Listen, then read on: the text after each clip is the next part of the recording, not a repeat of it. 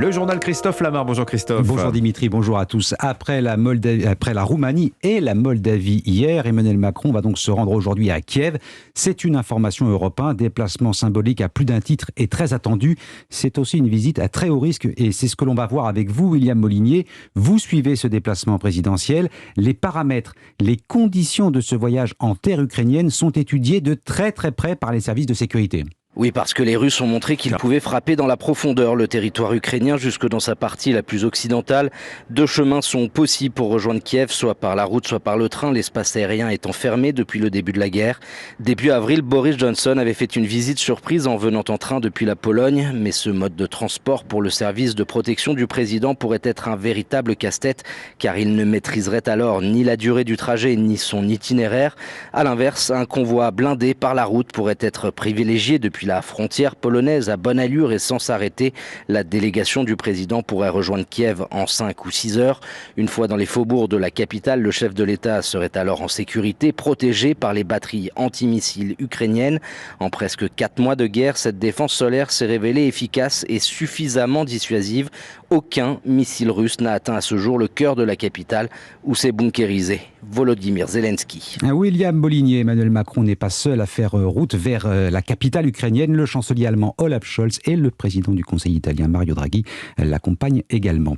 Présence européenne à Kiev, soutien financier massif et renouvelé des Américains. Le président Joe Biden débloque $1 milliard supplémentaires. L'enveloppe comprend des pièces d'artillerie, des obus et des missiles anti-navires. On reparle évidemment de ce déplacement d'Emmanuel Macron. Pourquoi maintenant ? Ce sera le thème de la chronique de Vincent Hervouet, juste après ce journal.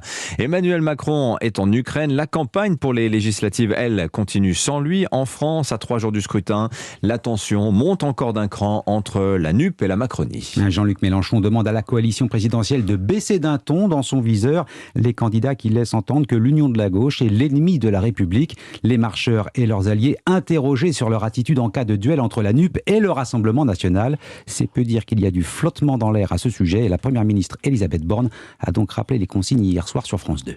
Notre position, elle est très claire, c'est aucune voix pour l'extrême droite. Ensuite, il y a des candidats qui défendent les valeurs de la République dans cette alliance de circonstances. Eh bien, ces candidats, on les soutient. Moi, j'ai, dès dimanche soir, dit que j'apportais mon soutien à Fabien Roussel, vous savez, le secrétaire national du Parti communiste. Vous voyez qu'on n'est pas d'accord sur beaucoup de sujets. Néanmoins, c'est un républicain et je lui ai apporté mon soutien. De même à André Chassaigne, le président du groupe communiste. Mais quand on a face au Front National, au Rassemblement National, des candidats qui insultent nos policiers, qui sont ambigus sur la laïcité et qui sont en connivence avec la Russie, non, nous n'appelons pas à voter pour eux. Elisabeth Borne sur France 2 hier soir. L'actualité de ce jeudi, ça le sera d'ailleurs encore une grande partie du week-end, c'est la canicule. À Nantes, on a peut-être trouvé le moyen d'en limiter les effets. Et c'est dans les métropoles que la chaleur est particulièrement insupportable. Une entreprise nantaise a développé une peinture de toit qui, comme son nom l'indique, s'applique sur les toitures. Le résultat est tout simplement spectaculaire. Reportage Charles Guyard.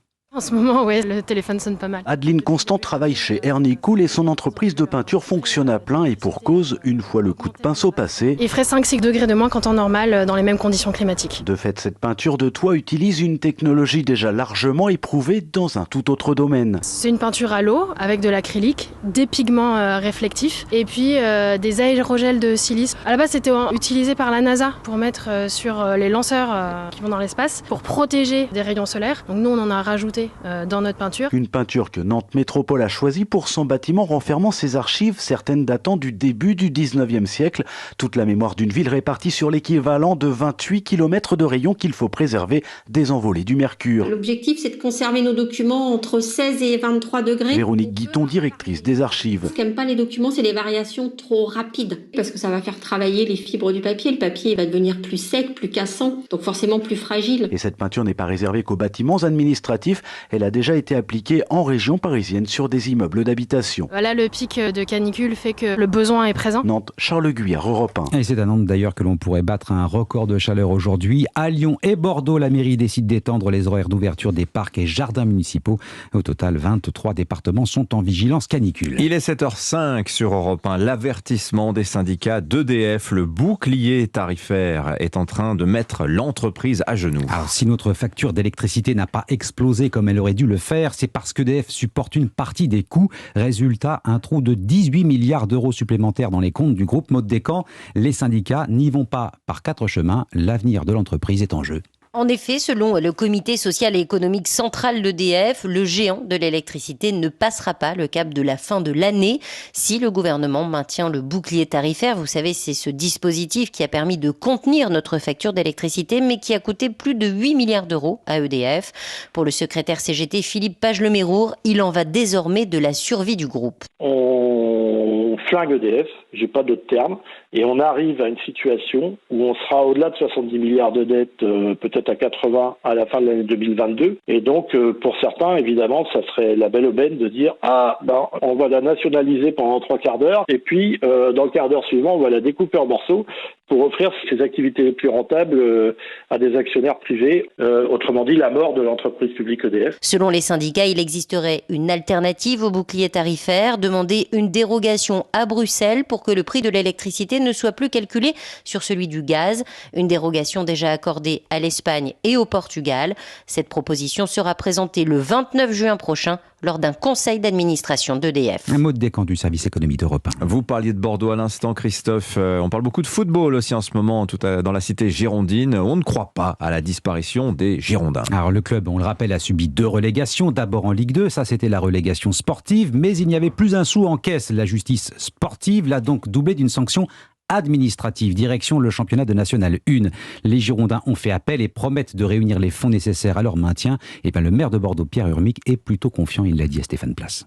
Tout le monde déplore actuellement le sort réservé aux Girondins et la sévérité de la sanction, même si on est tous conscients du fait qu'elle n'est que provisoire. Après, c'est vrai que les montages financiers, juridiques actuels sont quand même assez compliqués. J'avais été très réticent au moment de la vente de ce club à des fonds de pension américains. Ça amène à un modèle économique qui est extrêmement fragile. Donc je souhaite à court terme que les Girondins s'en sortent. Il y a 15 jours pour M. Lopez pour arriver à convaincre les investisseurs qu'ils lui maintiennent sa confiance, mais il n'en demeure pas moins que la question reste posée de la fragilité du modèle économique et sportif. Mais je ne crois pas qu'il y aura liquidation. J'ai les oreilles qui traînent un peu. Je sais que certains sont intéressés par la reprise du club. Puis je me mets à la place des créanciers.